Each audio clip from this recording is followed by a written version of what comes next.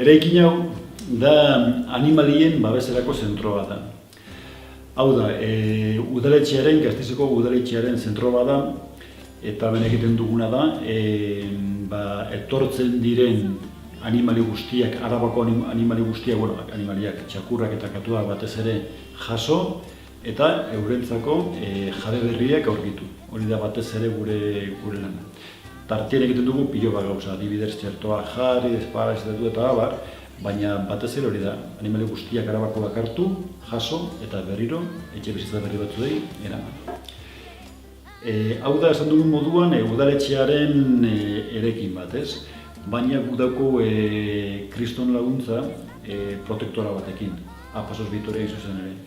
Orduan, eurek etortzen die egunero lan handiak egitera, guretzako oso garrantzitsua die, baina eura die aparte ez dira udaletxekoa, dira protektora bat, eta udaletxearekin egiten dute lan, ero harremanetan egoten dira.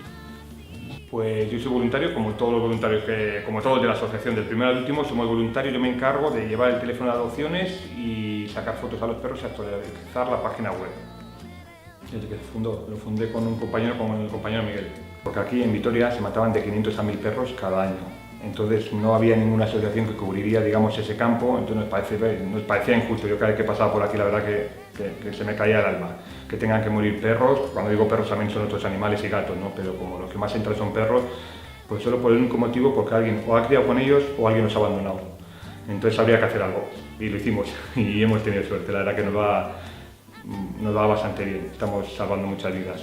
Aquí podemos encontrar toda clase de animales, entran unos 2000 animales al año. Más o menos 100 perros al mes, que son 1200, unos 50 gatos, que son 600, y luego los otros 200 animales varios, desde iguana, conejos, ratas indias, peces, tortugas, toda clase, hasta un cerdo vietnamita, alguna cabra, toda clase de animales que alguien los coge, se la antoja, digamos, son animales incluso algunos exóticos, que le sacan de su hábitat, al final los acabas puteando, no pueden con él y lo traen aquí.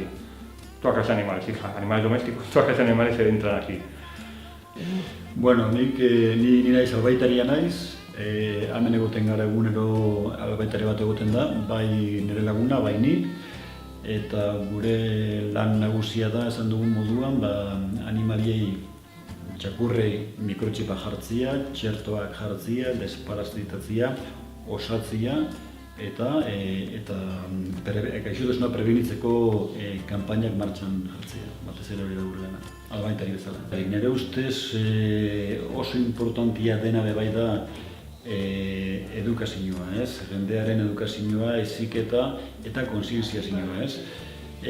Esterilizazioekin lortuko duguna da epe batean, seguru asko, sartzen diren txakurrak puskatxo bat berutza joatia, ez? Baina epe luze betera, seguru asko beste neurri horiek igual hobiak izango dira, ez? Formazio, informazio eta sensibilizazio neurri horiek, seguru asko. Horrexegatik ere, amendik egiten du beste gauza batzuk hori begira, ez? Eta batuta joten gara ikastoletara puskatxo bat horrelako gauza batzuek kontatzera, bideo batzuekin, material batzuekin, beste batzuetan betortzen dire ikastoletatik ona, puskatxo bat ezagutzera, gure zentroa ezagutzera, eta porrotzatzen dugu puskatxo bat hori, ez? Kontatzeko gauza horiek, kontatzeko betikoa, ez? Animali bat ez dela jostailu bat, urte askotarako dela, eta oso importantia dela gauza ondo egitea, animali bat hartu baino ondo pentsatu, ez?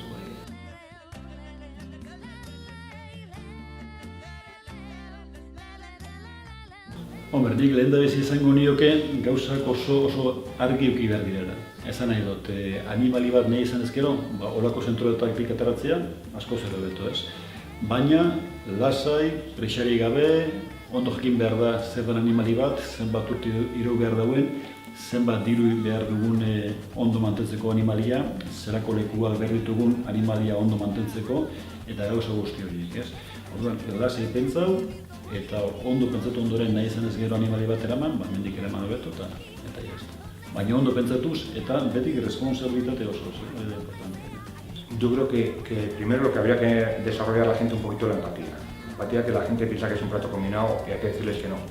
Que hay que intentar ponerse un poco en el otro, digamos, en este caso los animales que sufren, que son seres que sufren, que aquí ha habido perros que han muerto de pena porque su dueño les ha abandonado. Entonces, lo importante es pues que no críen, lo que hemos dicho antes, que no críe, que es injusto que la gente traiga al mundo 6, 8, 10, hasta 14 cachorros, mientras aquí están buscando un dueño, no nos parece justo, y luego que no se deben comprar. No se deben comprar los perros, no tenemos que contribuir a que la gente haga negocio con las mascotas, mientras por otro lado en España mueren, ya te digo, casi 100.000 perros al año.